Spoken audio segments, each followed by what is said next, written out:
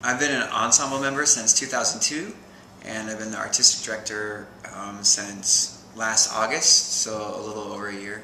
Too Much Light is ongoing, running all of the time, every weekend of the year. And then we produce 3 original, like 75 to 90 minute works a year, written and performed usually by the ensemble.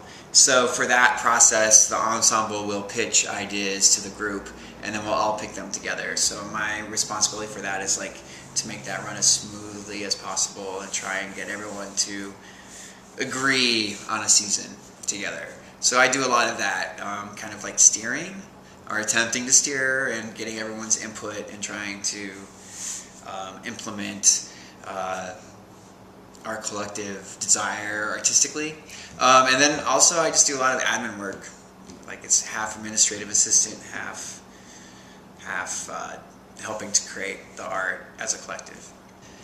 I was doing this play in Too Much Light called Positive Reinforcement, where like I'd be assigned a task by the performers that night, and I wouldn't know what it was, and they would tell the audience, and then to help me do it, they had to clap. So when I was doing the right thing, they would clap, and when I wasn't, they would stop. So one night I think I had to like take someone's name tag and put it on someone else, but it took me a really long time to figure out what to do. But I knew I had the right person, because like when I moved away from them, people would stop clapping. So it was just really fun, and I kind of like, I really like messed with him a lot. But it was like really task-based, that I knew I had to do something. So it wasn't like I was just messing with him on purpose. It was like I had to accomplish something.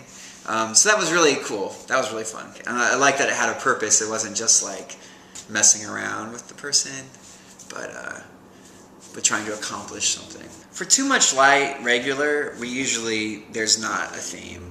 Like sometimes, like Mother's Day and Father's Day, we'll be like, hey, Mother's Day is coming up. Start writing plays about your mom.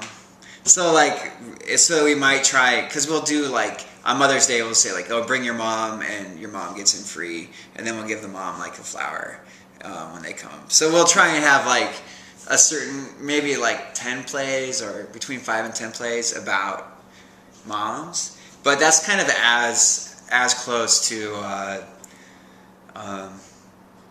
like Too Much Love would be, that was for Valentine's Day, so we created a menu around that. And we do a pride show, so it's all plays around pride themed topics. We've done stuff with President's Day and elections, like had all political plays around an election time, and like had TV set up in the space and stuff like that. That was really interesting during the Gore and Bush, when the election wasn't called until way later, and everyone thought Gore won. We were here that night, and we had like a benefit, and there was a lot of people here. We had TV set up, and finally everyone just kind of went home because it was taking so long. But that was really fun. That was a fun night. Well, we've been talking. Greg Allen, he's the founder. April 1st is a Friday coming up, and he wants to do some kind of April Fool's Day thing. For special menus like that, it's kind of like we'll do our favorite plays about, like for Too Much Light it was about Too Much Love. It was about love. So we'll bring back plays that we really like, that we've written from the past. So for Too Much Light, like a play, if it's going really well, might have a life of maybe 8 weeks at the most, and then it'll get cut, and then you won't perform it again in Too Much Light, except we do like 2 anniversary shows a year where you bring back material. But then when we go on gigs and tours and for special shows, that's a chance to bring out plays that you haven't done in a while, but enjoy doing.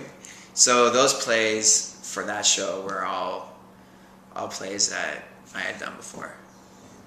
I think we just wanted it to be fun, and we tried to do some fun things in the theater before the show, like have a poem written for you, get romantic advice, and then we tried to auction off like a honeymoon suite, which was like 2 decorated chairs in the theater, and you would get like champagne. Like there wasn't anything that was off limits. There's actually there was nudity in the show, and there was like kind of some aggressive things towards the audience. But in general, I think it was just to have a good time. those shows are really fun to do when it's celebratory. Like certainly the Pride show is one of the funnest shows to do ever because it's just everyone's so excited to be there. The performers are all really excited to be in that show and to be part of a community. And a lot of times we'll do that show. We might do. It changes every year, but we'll do it to benefit like a local organization that supports like the LGBTQ community. So that's really exciting. So that's really cool. So I think the goal for that love show was just to have a nice time. I'm so bad at Valentine's Day. I mean, it was kind of great to be performing that night because then I didn't have to worry about it in a way. Same with New Year's Eve. We do a New Year's Eve show, which is really great to be in because then you don't have to worry about like, oh, I have to like buy a $50 dinner somewhere or whatever and have it be disappointing. Like, oh, let's just have fun and do a show.